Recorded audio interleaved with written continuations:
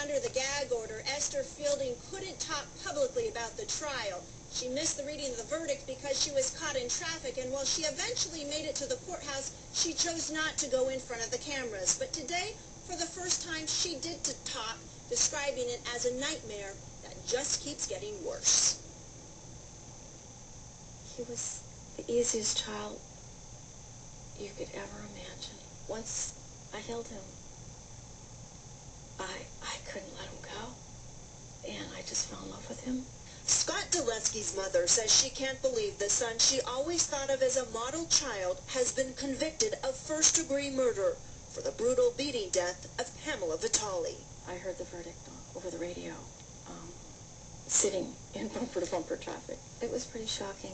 In her first sit-down interview since her son's arrest, Esther Fielding told NBC 11 she's never believed for a second her son committed the crime.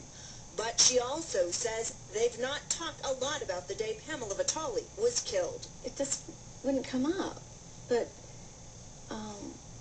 yeah, at one point he did say, I don't know what's happening. I didn't do this. Esther Fielding showed us a photo of Dyleski and his girlfriend taken a day after Vitale was killed. Fielding says her son had no inkling what was about to happen, and that he'd soon be under arrest for murder. I felt like I entered the twilight zone, and it was a nightmare, and it just kept getting worse. It just, after he was arrested, I thought that would be the worst, but it just got worse. Fielding admits she burned some of Dyleski's belongings after her son was arrested, but she insists the items had nothing to do with the murder. I was just panicked. It was a knee-jerk reaction, and I really didn't think about it at all. Do you wish you hadn't done that? Oh, yeah. Yeah.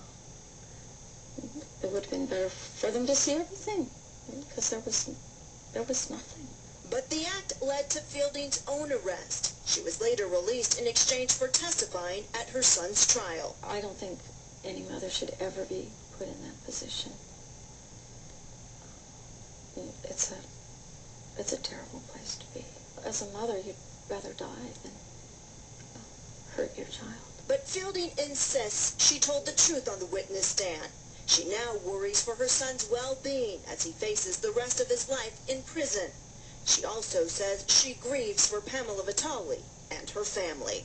I'm just so sorry about everyone's loss. Everybody's lost so much. Esther Fielding says she will never stop fighting for her son. She says she's in the process of trying to find a new attorney so they can appeal the verdict. She says she is also incredibly worried about how he'll survive in prison. While Scott Dyleski is in juvenile hall right now, he will turn 18 next month. He will be formally sentenced 1 week from tomorrow. Reporting live in Martinez, I'm Jody Hernandez, NBC 11 News.